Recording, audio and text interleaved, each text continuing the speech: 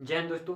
तो चलिए, हमने पिछली वीडियो में देखा था स्वतंत्रता का अधिकार। अब देखें हम शोषण के विरुद्ध अधिकार। एक क्या है, अनुच्छेद 23 से 24 है, इसमें दो मौलिक अधिकार हैं, इन्हें देख लेते हैं। तो ये क्या है, शोषण के विरुद्ध अधिकार, मतलब ये शोषण पर क्या लगाता है, रोक। इसमें क्या क्या था, जैसे अनुच्छेद 23 देखेंगे तो इसमें है क्या, मानव दुर्व्यापार, बेगार और क्या, बलात्श्रम, इन सभी पर क्या है, रोक।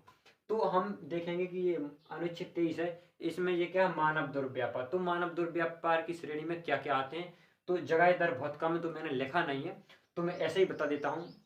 जैसे कि मानव दुर्व्यापार में आता है जैसे महिलाओं, पुरुषों या बच्चों का क्या, खरीद फरोख्त करना, ठीक है। और दूसरे नंबर पर आता है जैसे महिलाएं, बच्चों, उनको वेश्यावृत्ति के लिए बेचना। और इसमें तीसरा आता है क्या, देवदासी प्रथा, क्या, देवदासी प्रथा, इन पर क्या है, सभी रोक, यानी मानव दुर्व्यापार की श्रेणी में आते हैं तो इन पर क्या है, रोक। अब देवदासी प्रथा क्या है, देवदासी प्रथा जो पहले थी, इसमें क्या था कि कुंवारी लड़कियां थी, कुंवारी लड़कियां होती थी, उनको क्या, देवताओं के साथ विवाह करके क्या, मंदिरों में भेज दिया जाता था। ये थी देवदासी प्रथा, ये क्या भी प्रतिबंध है, तो ये मानव दुर्व्यापार की श्रेणी में आते हैं। अब हम इसमें देखेंगे, अब बेगार, बेगार की श्रेणी में क्या कहते हैं, जैसे बेगार तो इसमें आता है कम मजदूरी देना, कम मजदूरी, किसी को हम क्या, कम मजदूरी भी नहीं दे सकते, कम मजदूरी, या निःशुल्क, या मजदूरी देना ही नहीं, या निःशुल्क मजदूरी, क्या, निःशुल्क, या किसी को कुछ भी मजदूरी नहीं देना। और इसमें क्या है, एक और बंधुआ मजदूरी पर भी क्या है, रोक, बंधुआ मजदूरी, इसमें क्या, बंधुआ मजदूरी पर भी रोक है। बेगार के अंतर्गत, बेगार की श्रेणी में आते हैं ये। बंधुआ मजदूरी क्या, तो बंधुआ मजदूरी है जैसे किसी का कर्ज है, तो हम उसको क्या, बंदी बंदी बनाकर उस पर कोई काम नहीं करवा सकते। जैसे कि किसी का मेरे पास क्या है, रुपया डला हुआ है, तो मैं उसे बंदी बनाकर काम नहीं करवा सकता कि आपके पैसे डले हैं तो आप मेरा काम कीजिए जबरदस्ती, तो ये नहीं चलेगा। ये क्या है, बेगार, एक अनुच्छेद 23 इस पर क्या, रोक लगाता है। अब इसमें क्या है, बलात्श्रम, देखिए।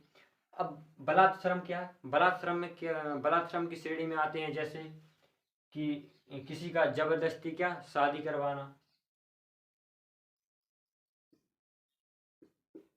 जबरदस्ती विवाह है, विवाह है। और क्या, बाल विवाह है, बाल विवाह है, बाल विवाह है। तो ये सभी क्या आते हैं, बलात्श्रम या कुछ काम करवाना, तो इसमें क्या आते हैं, जैसे कि जबरदस्ती विवाह या बाल विवाह, तो ये क्या है, बलात्श्रम के अंतर्गत आते हैं, तो इन पर क्या है, रोक। अनुच्छेद 23 इन सभी पर क्या, रोक लगाता है, ठीक है। अब हम देखेंगे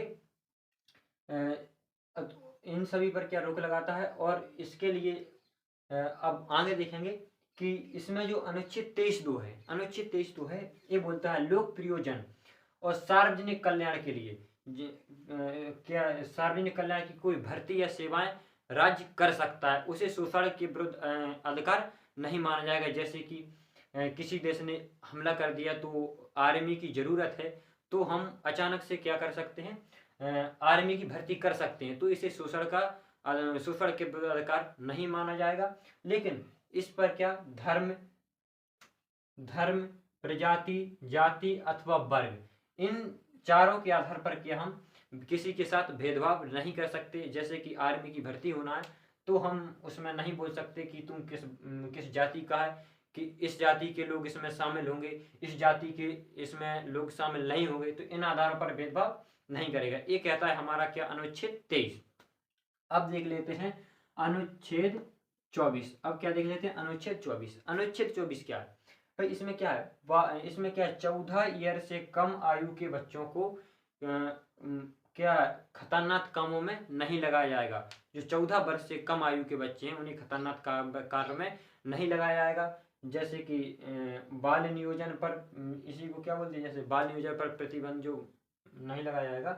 तो इसमें क्या है, कारखाना, जैसे कि 14 वर्ष से कम आयु का बच्चा, उसे कारखाने में नहीं लगाया जा सकता। और क्या खदान, कोई कैसी खदान में नहीं लगा सकता, या संकटमय या खतरनाक कामों में क्या नहीं लगाया जा सकता। और वैसे ही 14 वर्ष से कम आयु के बच्चे को 21 ये क्या करता है, 21 का ये प्राथमिक शिक्षा का अधिकार है, उन्हें तो क्या अनिवार्य शिक्षा का अधिकार देता है अनुच्छेद 21।